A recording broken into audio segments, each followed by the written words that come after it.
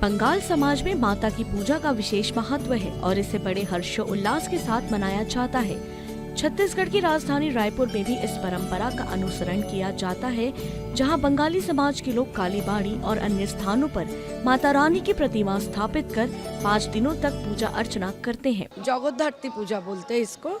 और एक ही दिन में, जैसे दुर्गा पूजा में हम लोग 5 दिन मनाते, पंचमी से चालू होता है और आज है पूरा 5 दिन का पूजा एक दिन में, षष्ठी, सप्तमी, अष्टमी, नवमी, दशमी। और माँ आज लाल वस्त्र पहनते हैं और संधि पूजा में भी बोली होता है, जो चाल कुमड़ा और गाने का और केला का दिया जाता है। और दुर्गा पूजा होता है और दुर्गा पूजा के रूप में ही, मतलब माँ का एक दूसरा रूप है। माँ का तो बहुत सारे रूप है, 9 दिन का 9 रूप आपको जानते हैं। और सबसे जो बंगाली कालीबाड़ी समिति का जो दुर्गा पूजा है, पूरा छत्तीसगढ़ में सबसे बड़ा पूजा है। यहाँ पे बहुत लोगों के दर्शनार्थी आते हैं, बहुत भीड़ होते हैं और पूरा 3 दिन का हम लोग का पूरा भोग वितरण होता है, भोग खाना होता है। लोग यहाँ पे भी बैठ के भोग खा के जाते हैं, घर में भी ले जाते हैं। तो मान लीजिए हमारा बहुत बड़ा त्योहार है। नवरात्रि, दशहरा और दीपावली के बाद बंगाली समाज एक और विशेष पूजा करता है, जिसे जगद्धात्री पूजा कहा जाता है। इस पूजा के दौरान पंचमी से नवमी तक भोग अर्पित किया जाता है और अंत में माता को कन्या के रूप में विदाई दी जाती है।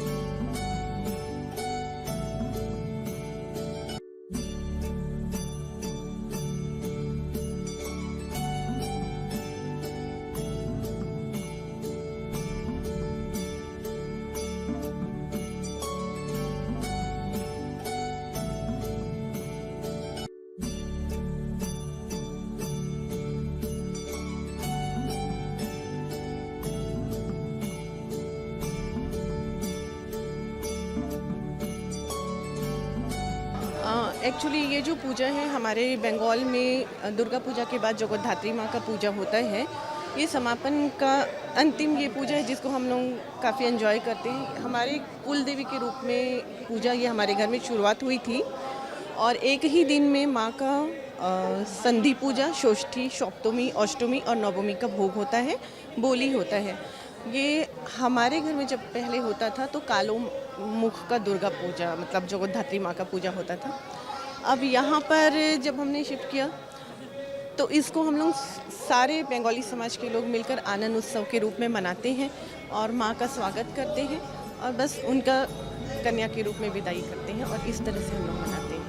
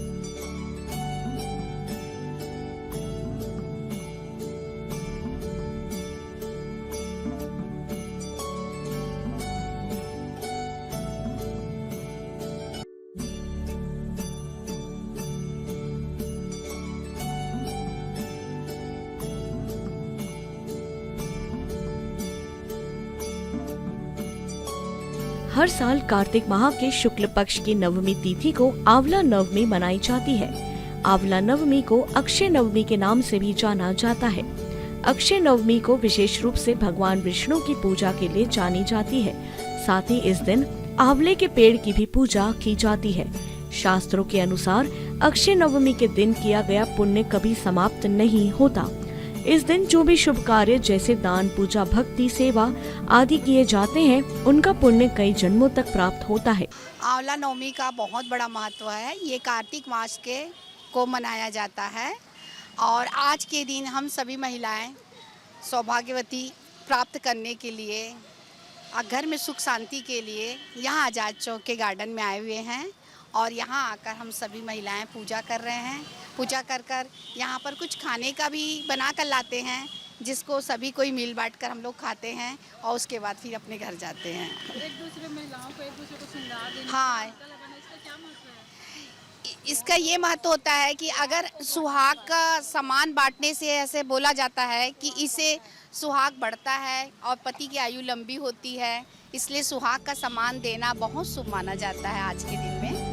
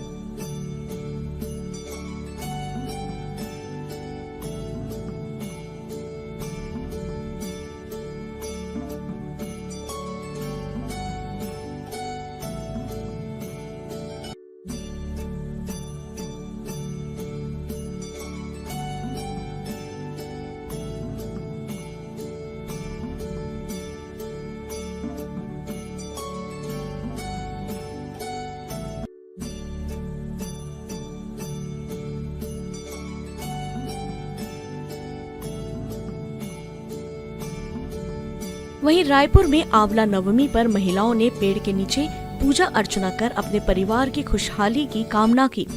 दिन भर उपवास के बाद महिलाएं शाम को गार्डन पहुंची और आंवला वृक्ष की पूजा कर उसकी परिक्रमा की, जिसके बाद महिलाओं ने एक दूसरे को श्रृंगार का सामान उपहार में दिया। मान्यता है कि आंवला नवमी के दिन भगवान विष्णु और शिव की पूजा की जाती है और महिलाएं दोनों देवताओं को प्रसन्न कर अच्छे फल की प्राप्ति करती है।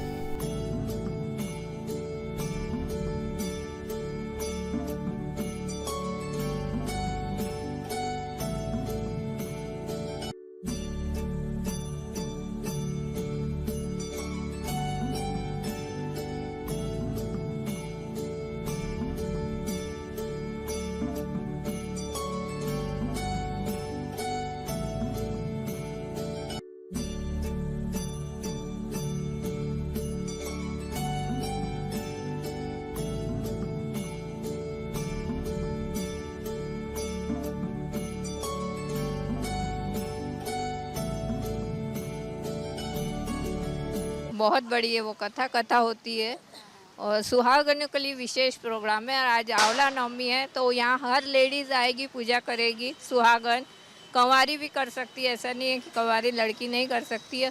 और ये पूजा करने का बहुत अपने ऑल ओवर में यानी इंडिया में इसका बहुत महत्व है। ये कार्तिक मास के नवमी में आती है और इसकी पूजा हर सुहागन करती है।